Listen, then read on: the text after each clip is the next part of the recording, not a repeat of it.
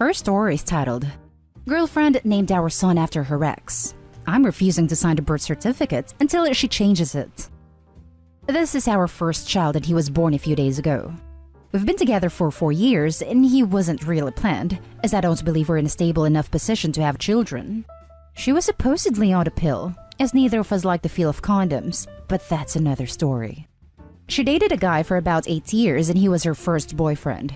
The story is that they drifted apart and he ended it, but she was still in love with him. We met a few months later and we were friends before we started dating. I got the impression that she was never really over him at the start of the relationship, but it seemed she moved on after the years. And when he moved back to our city 2 years ago, she didn't seem fazed. We met him twice and there didn't seem to be anything weird going on, so I assumed she was completely over him.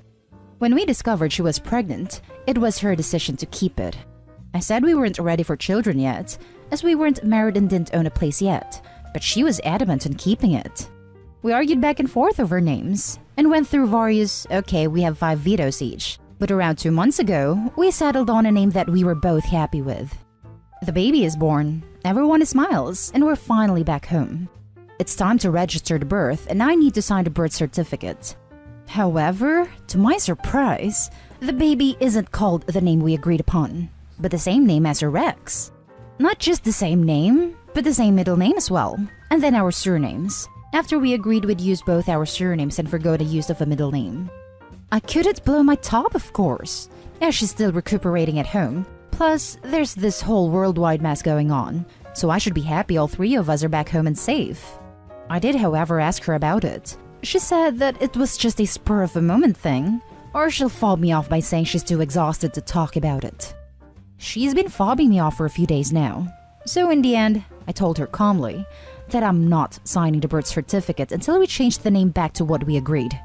This caused a bit of a row with her, and she's now refusing to talk to me until I sign the certificate and agree to the name. I'm at somewhat of a loss here as what to do. I didn't want a child in the first place, but I was browbeaten into going along with it. And now the name we agreed on is taken away from me? And to add insult to injury, she's named the boy after her ex. And I'm now plagued with doubt and wondering if I should get a paternity test, or whether she's still in love with him. Now for the top comments. 100% get a paternity test. I don't want to disrespect your girlfriend, but it's freaking crazy to name a kid after her ex. Is she okay? Is she suffering from postnatal depression or anything? Not just first name, first and second names. Paternity test all the way. Yeah, this would be completely bonkers, even if she had totally cheated and it was the ex's kid. It's just a screaming banner that says, I'm obsessed with my ex and / or cheating, which is extraordinarily weird. Something is very wrong here. And if it's cheating, it also goes way beyond cheating. It appears you know what you need to do, so if it helps, here it is. 1. Get a paternity test. 2. Get tested for STDs. 3. Do not sign until the name is changed, and you are identified as the father via paternity test. In the end, you'll need to ask yourself if this is the type of relationship you want, because if she is this controlling and manipulative now, it will only get worse. This is the best advice. My opinion? Count it as a blessing that she's refusing to talk to you. Sort of reminds me of the time my cousin, as a child, got mad at her mom and shouted, "Fine then, I'll just go to my room." My mom and her mom looked at each other and were like, okay. Sounds like she thought the baby name line was where she was supposed to put the bio father's name. You should also get a paternity test before you sign the birth certificate to avoid any future issues. At this point, she's done absolutely nothing to indicate that it's your kid, and it almost seems like she's trying to subconsciously tell you it's not. You know, I wonder if that's what could have happened. Maybe she simply wasn't thinking and added the real father's name and passed it off as a child's name to try and hide a mistake. Now for the next story. Am I the a-hole for telling my mom she can't come into my house and meet her first grandchild after driving 12 hours? My mom is a textbook narcissist. She's great with babies and stayed home with my brothers and I. But the second we got a little older and could start thinking more independently or didn't need her as much, she started to be verbally and emotionally abusive. She's extremely insecure, mean, bitter, and has tried to break my spirit my entire life. I'm sure she loves us, but her mom was even worse than she was. So she only knows how to be insecure and spiteful.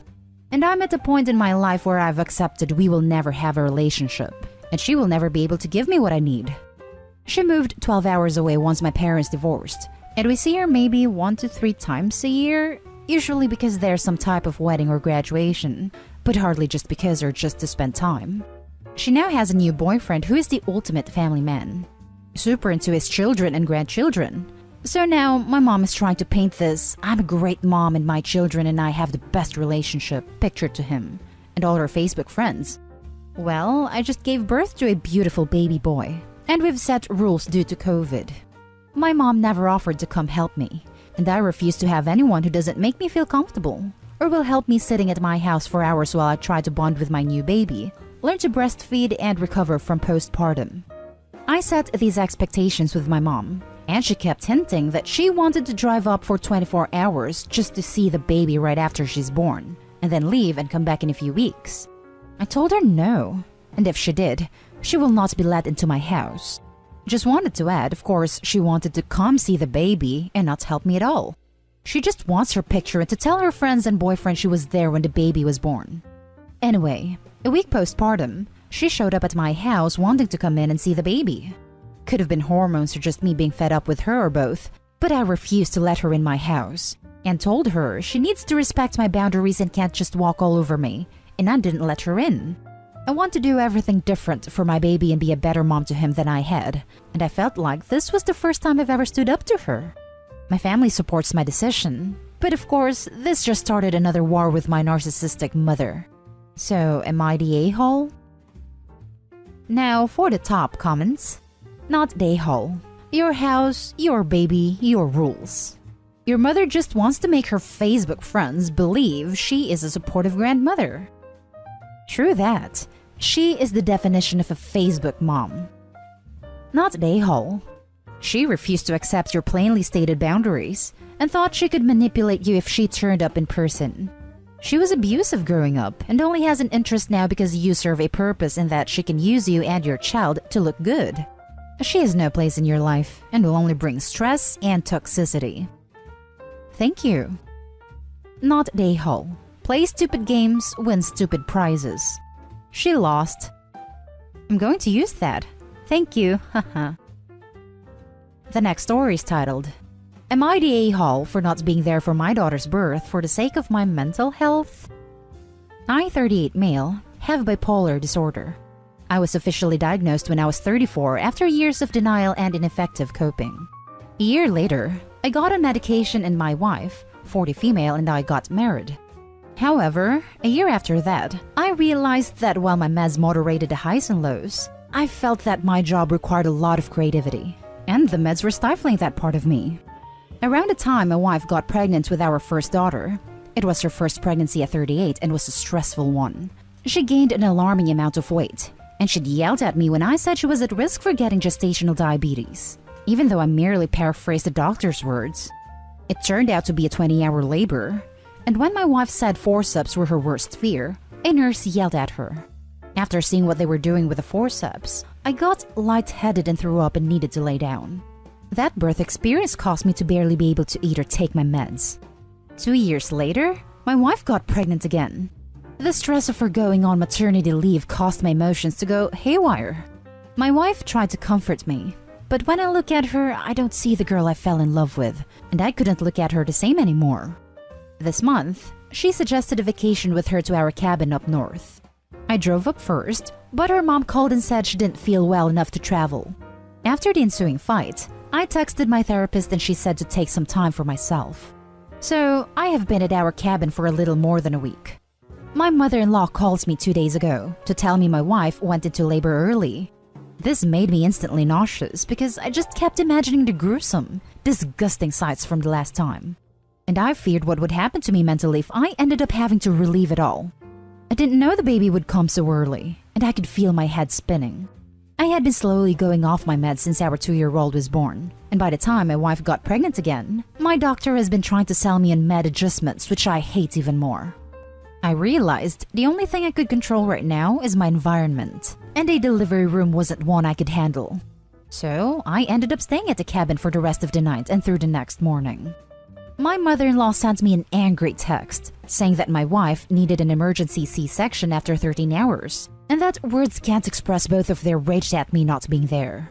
But then added that she was sure I would have screwed things up. Now I'm driving back, even though my wife screamed at me over the phone that she didn't want me to visit her in the hospital. She also said she rejected naming the baby after her mom instead of what we decided on. Am I the a-hole when even my mother-in-law admitted I would have been no help and might have actually passed out this time around?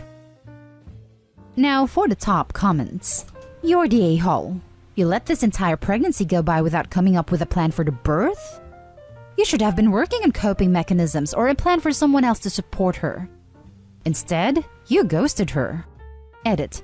And holy hell, I forgot to mention the comments about her gaining weight, her maternity leave stressing you out, and her not being the girl you fell in love with anymore because she got pregnant.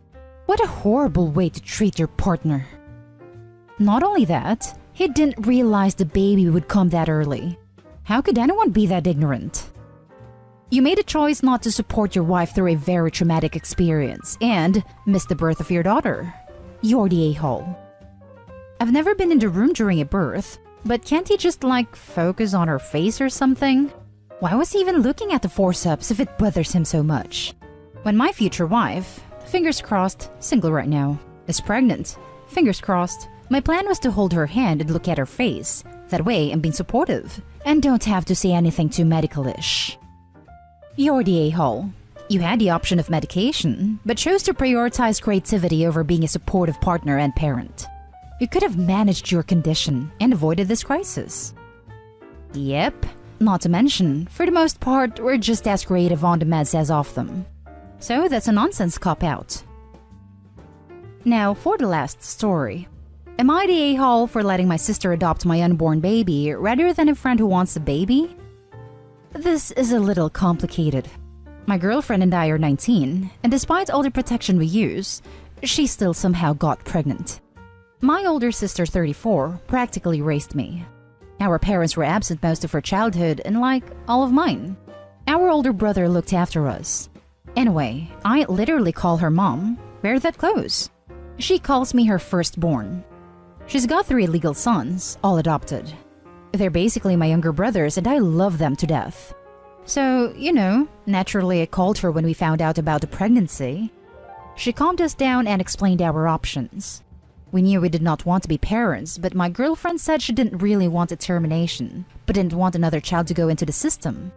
Anyway, scheduled an appointment to get the baby vamoosed when my sister called again. She said she would adopt our baby if we really didn't want to go through with the termination. Yada yada. That was 3 months ago. A few friends started asking about names last week when we eventually told them, and we basically explained that we weren't keeping the baby. A friend of ours, M, 21, has been trying for a baby with her husband for 2 years. We knew, but didn't think much of it. She contacted us asking what we're doing with the baby. I explained that my older sister was going to adopt them. I guess she found my sister through my Instagram or something, and angrily messaged us that she already has 3 kids, and we should think about mothers who can't have children and want one. At this point, we realized what the issue was, and I explained that her children were adopted and she hasn't had them as babies, and we want to keep baby in the family. She didn't reply, but one of her and my girlfriend's mutual friend messaged me asking if I'd reconsider. I told her no, this baby was going to my sister. Em messaged me, again, and basically said it was so hard to find a white baby, and practically begging to reconsider. I'm biracial, white passing. My sister is not. I got angry, and told her I didn't want some white girl stripping another child of their culture, then sent her on her way. It's divided our friends. Some think that she was racist, and some think she's just desperate for a baby. My sister says we can do what we want with the baby, but her home is always open. I think the baby should still go to my sister, but my girlfriend was really affected by Em's words and is concerned that we could be giving a young woman what she desperately wants. We have months to decide, but I'm torn. Am I the a-hole? Now for the top comments. Not the a-hole. M is for this. M messaged me, again, and basically said it was so hard to find a white baby, and practically begging to reconsider. I'm biracial, white passing. My sister is not. You and your girlfriend should do what's best for the baby. No pity or guilt. What is objectively best for the child? I personally think that if your sister is as great as she sounds, it'll be best for the child and for you and your girlfriend if you decide to be a part of the child's life in the future with her approval. My sister is amazing. I love her so much, and I know the baby will grow up well loved. Not the a-hole.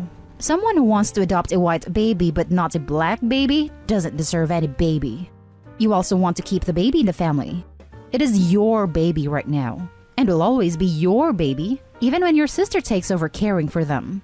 It's great that you have the option to be able to keep your baby in the family, so they can still get to know you and be a part of your family unit. Haha, explaining family history to this baby when they get older is going to be fun. I'm your older brother, dad and uncle. And that's the end of this video, folks. As always, leave a comment and hit like and subscribe. And if you want more of this content, turn your notification on to get updated on the latest videos. And I'll catch you in the next one. Stay safe.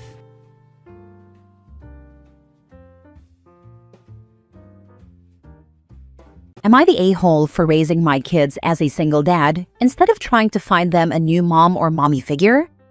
My ex left me and our kids 3.5 years ago. Our daughter was 3.5 at the time, and our son was 18 months old. She has nothing to do with me or the kids now, and that includes child support, though I'm trying to get that for their sake. Ever since my marriage ended, I have been focused on the kids, and that's where I plan to keep most of my focus for the next decade or more. My kids are still young and will need me to provide the best life I can for them. Dating is not something I'm interested in, much to the frustration of my family. My sister has tried to set me up with 2 of her friends, and my mom tried to set me up with a single mom co-worker of hers. I spoke to the women they wanted me to meet, but I just wasn't interested. It drove my mom and sister crazy, and they asked me what was wrong with those women, and to explain the kind of partner I want. My mom told me the kids need a mom in their lives, and raising them alone is not in their best interest. I have stepped back twice because of the pushiness, and right now they are in timeout because they would not let up on me. They said the kids would benefit from me blending families with someone or giving them a stepmom. When I told them it would not be better for them if I dated just to give them a mom, because that's not a good foundation for a new relationship, they said I should find someone I want. I made it clear my interest is in raising my kids and not my love life. I even had them ask what my daughter will do when she gets older and doesn't have a mom to speak to. I am incredibly lucky that my best friend in the world is amazing, and she's happy to talk to my daughter if she ever wants or needs. She's in my kids' lives, and they know her, and my kids are close with her husband too.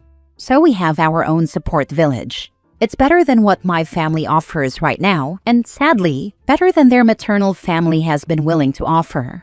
And now I've had to block several family members because even in timeout they keep pushing. So now I'm here asking because my family is relentless. Am I the a-hole for raising the kids on my own? Am I failing my kids? Now for the top comments. Not the a-hole. Studies show that they will be fine with a single dad. You are trying to keep your children out of toxic cycles, and that is great. All the step-parent stories you read on Reddit would indicate they may be happier not having to deal with a stepmother and/or step-siblings. A lot of step-families come with their own challenges, and not every kid thrives in that environment. If you're providing a stable, loving home, that's what matters most for their happiness and development. They said the kids would benefit from me blending families with someone or giving them a stepmom. Or as evidenced by the many posts here from people who have cut off their formerly single parents for forcing a blended family on them before they were ready, they will cut you off in a few years. I even had them ask what my daughter will do when she gets older and doesn't have a mom to speak to. She'll talk to you. What do they think she'll do? I have a wife, and my daughter still chooses to speak to me about her deeper issues. Being a good supportive parent is not dependent on your or your kid's gender identity. Not the a-hole. They think she won't want to talk to me about periods and other topics like that. I'm prepared for her to come to me or my best friend, or maybe she'll have a friend's mom or sister she'll talk to. But I always wanted to be an option, even before my ex left. I love my kids and want to do right by them both. I have a feeling your kids will be a lot happier and well-adjusted than many single parents' kids who cycle through bad relationships. Good on you for doing what every parent should, putting your kids first. It's obvious that you are a great dad and a great person, not the a-hole. I'd like to think so. I don't want to put us in a cycle of misery where everyone I bring home doesn't work out and the kids struggle and I struggle. And it's not fair to any woman to be brought home for the purpose of my kids and not the actual relationship. Those relationships always seem to turn out the most toxic, and I've seen them in others. Not what I want for any of us. Next story. Am I the a-hole for refusing to reconnect with my mom after finding out she only gave me up for adoption to chase a man? I was adopted at birth. My parents never kept it from me. I grew up knowing I was chosen, and I never felt like something was missing because my adoptive parents gave me a loving and stable home, so much to the point where I never seriously even considered searching for my birth parents. But last year, curiosity got the better of me, and I took one of those 23andMe DNA tests, mostly to learn about medical history and heritage. A few days after I took my test, I saw that my mother had messaged me, and while I was a bit surprised at first, I did decide to reply to her. She said she always wondered about me and that she hoped I had a good life. At first, I was a little cautious, for obvious reasons, but she did seem genuine. So we exchanged numbers and started messaging and eventually even called. Later on, the calls turned into FaceTimes. I thought that this could be something nice and healing, but then she told me why she gave me up, and the reason really hurt me. It wasn't because she was struggling or wanted a better future for me like you see in the movies. It was because she was in love with a man who didn't want any kids. When she got pregnant, she didn't tell him and says she hid it from him. How do you hide a pregnancy from someone for 9 months? Once I was born, she gave me up for adoption so that she wouldn't lose him. She said it was a hard decision, but the way she spoke about it was like she was reminiscing about a great romance and not about giving away her own child. And truth be told, this really hurt me. I tried to hide it, but couldn't. All this time, she didn't give me up because she was struggling or wanted a better life for me. She gave me up because I was inconvenient for her life. I told her I needed space and that I couldn't act like nothing was wrong. She said I was being unfair because she was just young and scared. I talked about this to my adoptive parents, and they're being supportive regardless of my decision, but they want to stay neutral as it's between me and my mother. Am I the a-hole for walking away from her after finding out this? Oh my God, totally not the a-hole. I'll give her credit for telling you the truth, but regardless of what her reasons were, you don't owe her anything. She's the one who chose not to keep you. You do what's best for you. Luckily, it sounds like you have great parents. Yeah, on one hand, it's nice knowing, but Jesus, what kind of reason is that for leaving a child? As for my parents, yeah, they're amazing. I really couldn't be any happier and love them so much. Honestly, it's a good thing she didn't raise you. Imagine the kind of values or lack thereof you'd have grown up with. She does not get to decide what is unfair. You put yourself out on a limb to learn more, you learned more. Now climb back down from that limb and have a great life with your great parents. And the reason she did it is so crazy. Young and dumb or not, it doesn't matter. It's an entire life that she just threw away, like I didn't matter whatsoever. I will give your bio mom a hint of grace, because at least she didn't literally throw you in the trash, and managed to find incredible parents for you. You don't owe her any grace or any part of a relationship, and no one should expect that. But remember, you won with your parents and are still winning. Next story. Am I the a-hole for not inviting my mom to my baby shower because she told people I was faking my infertility? For years, I lived in the shadow of infertility. It was a battle that consumed not just my body, but my emotions, my marriage, and even my sense of self. I went through countless rounds of IVF, each one leaving me more drained than the last. Twice, I thought I had finally made it, only to miscarry and have my hopes ripped away. The endless stream of appointments, needles, and negative tests became my normal. It felt like my life was reduced to waiting rooms and lab results. Every pregnancy announcement from someone else felt like a dagger. Friends and relatives would share their joy, and while I tried to smile and say congratulations, inside I was breaking. Holidays became unbearable. Well-meaning relatives would ask, with cheerful smiles, "So when are you two going to start a family?" I would excuse myself, lock myself in the bathroom, and cry silently until I could pull myself together again. It wasn't just disappointment, it was grief, repeated over and over.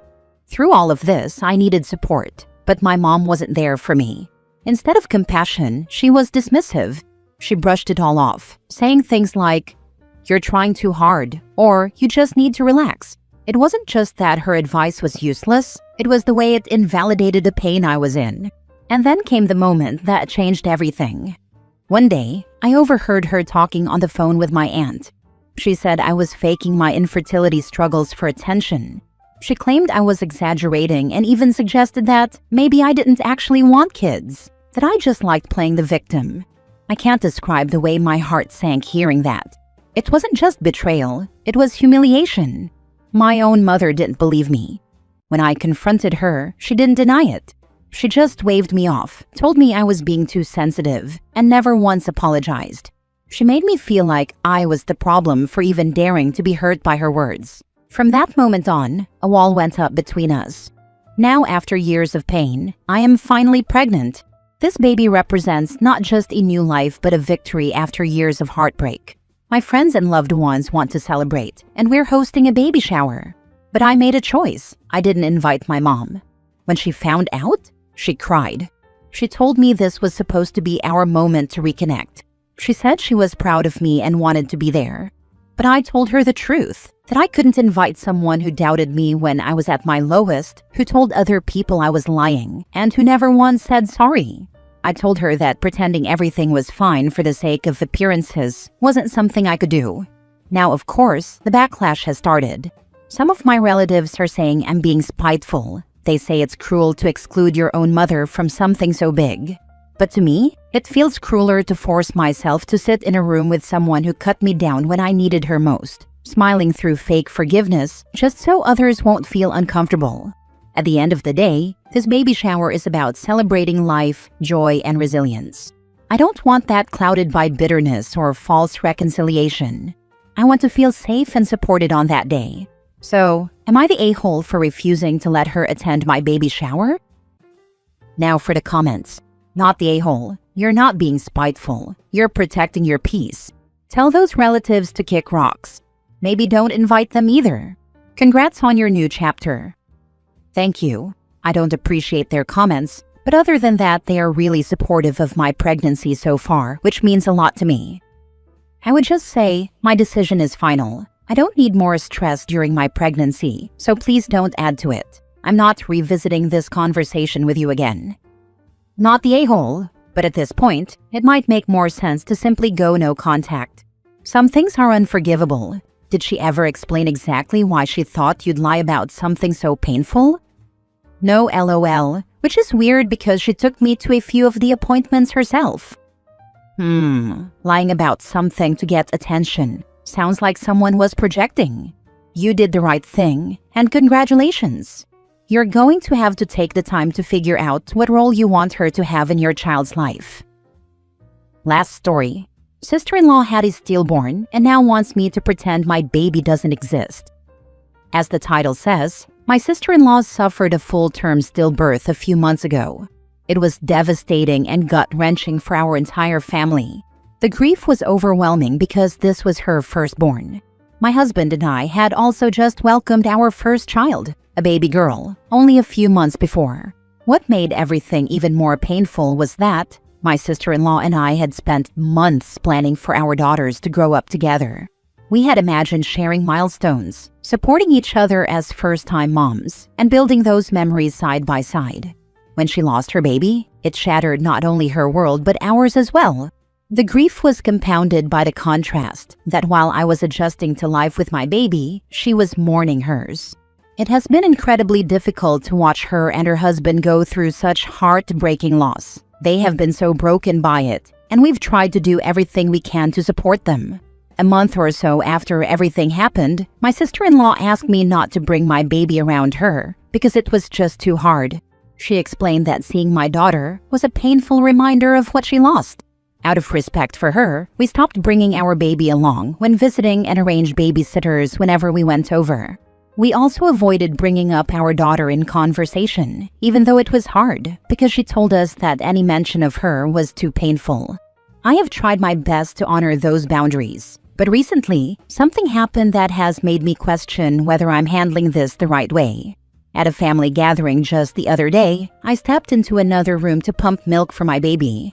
While I was pumping, I asked my sister-in-law if she would sit with me for a while.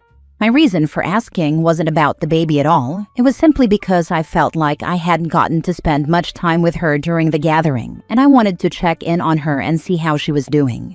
I thought it was a small gesture to let her know I cared. Later, though, she reached out and told me she was very hurt by my request. She said that me asking her to sit with me while I was pumping felt unfair, like I was rubbing her loss in her face. She went further and said she doesn't want me to mention or talk about our baby around her ever again, and that she doesn't think she'll ever be able to be close to her niece. To her, my daughter is just too strong of a reminder of her own baby that she lost. I pushed back gently and told her that while I deeply respect her grief, it feels really difficult and honestly unrealistic for me to act as though my baby doesn't exist whenever I'm around her. I told her that I would really love for her to be part of my daughter's life eventually, and that I hoped things could get better with time. But now she's saying that I'm being unsupportive of her grief, and it feels like whatever I do is wrong. I don't want to cause her any more pain. I know her loss is unimaginable. At the same time, my baby is here. She is part of my life, and I can't erase her from existence just to protect my sister-in-law from being triggered. I don't want to lose my relationship with her, but I also don't think it's fair or possible to live in constant silence about my child. So now I'm stuck. Am I the a-hole for telling her that I can't pretend my daughter doesn't exist, even while trying my best to support her through her grief? Not the a-hole. So, I have been on the other side of this. My sister-in-law and I got pregnant within a couple of months of each other. I lost my baby, and my sister-in-law had a healthy baby boy. I was devastated. Being around her son was so hard. I would hide in the bathroom and cry every time we were around them. However, that was not her problem. Her baby deserved to be celebrated and doted on by the family. I would never have asked her to pretend her baby didn't exist for my sake. And actually, the more I was around him, the easier it got. I had another loss that same year and then got pregnant with my oldest son. My son and her son are super close now. They are only a year apart and have a special bond. It's been 18 years, and the loss of my baby still hurts, but that's no one's problem but mine. She needs to talk to a therapist. I'm so sorry for your loss. This is the answer. Sister-in-law's grief is understandable, but if they have to pretend a whole child doesn't exist to accommodate it, it will become calcified and immovable. What do the rest of the family think about this? Mixed. Some say we should do anything we can to help her and support her in her grief, even if that means not having my baby around for a bit and the rest of the family can arrange to see the baby separately when sister-in-law is not around. Others say she's being unreasonable. The issue is compounded by the fact that she has been saying things like she doesn't want to live anymore and wishes she died with the baby. When she says stuff like that, we all immediately acquiesce to whatever she needs in that moment, because we are scared she might act on these feelings.